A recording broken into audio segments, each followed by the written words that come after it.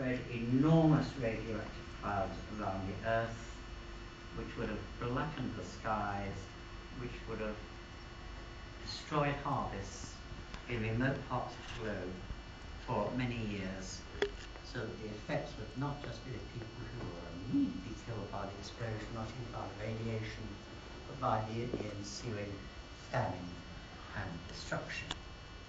There are many that we know about, and quite a few probably we don't know about. I'm going to leave these here, the nuclear threat.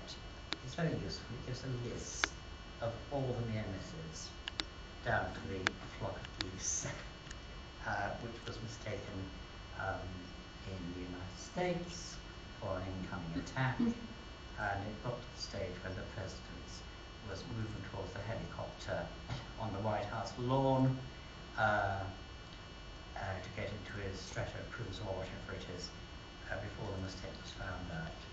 So we are living on this knife edge all the time, and if you know anything about risk assessment, you'll know that if something is quite a small risk in any one particular year, you have to multiply this by the enormous consequences in order to arrive at a reasonable result. It is my view, and that of most international lawyers, and I work with the World Court Project, which I hesitate to say, like the United Nations, is not the World Court. I get phone calls saying, can I speak to the in-services manager or the personnel manager of the World Court? Well, no, it's me sitting in my front room with my computer. We are the World Court Project, which is linked, as was explained, to the World Court. We might be going back to the World Court one day for something completely different. Okay, now, we believe that they would be illegal to use. Saying that nuclear weapons would be illegal to use is a bit like saying, rather like saying, rape is naughty.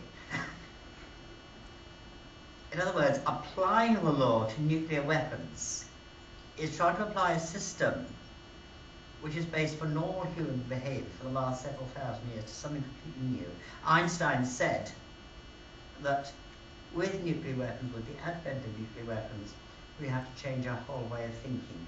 And certainly law, international law, has to catch up. But even with what we have, it is quite clear that if those weapons that the UK has, Trident at 8 times the power of the Hiroshima bomb ever used, then it would be impossible to discriminate between civilians and military targets. It would be out of all proportion to any possible advantage. In fact, one of the World Court judges said, when we got the opinion in 1996, even the survival of a state is not worth using nuclear weapons for. After all, states come and go. Even the United Kingdom has not always been such. If you look back in history, it was England, then it was England plus Scotland, then England plus Scotland plus Ireland, then Ireland went, we're left with Northern Ireland, Scotland might go. Several countries moved to and fro, like Poland, from east to west, in various ways. They split up, like Czechoslovakia. And although it is certainly good to have a particular nationality, the survival of a particular state is not the end of the world, whereas nuclear weapons are the end of the world, or could be. Right, now, if there is, the British government, of course, naturally disputes. They assure us that our nuclear weapons would never be used in anything but in compliance with international law, without explaining why, and it's difficult for him to understand why this is. In the end, in order to really nail it, there has to be an agreement between the states to give up their nuclear weapons, the whole lot.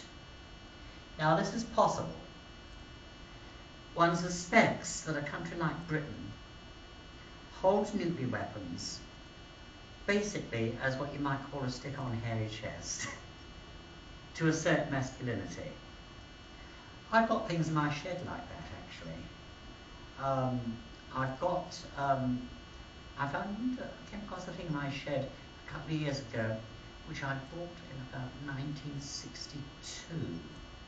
It was called a nipple greaser. This was something to do with cars. It was like a sort of like big syringe, and you pressed it, and the grease went into the nipples. And I bought this at the time, and I thought, well, I'm a man now, and I'm able to maintain my own car. Somehow I never got round to it. And there was this thing still hanging about, but I thought, well, I'll keep it in my shed because it might come in useful one day. I think that British nuclear weapons are like that. Because I think in their heart of hearts the government knows that we can never use them. Not realistically. They're just there. Incidentally, at great expense. Right. But in order to bang the question of legality on the head, I think we can say that the only way is to have a nuclear weapons convention.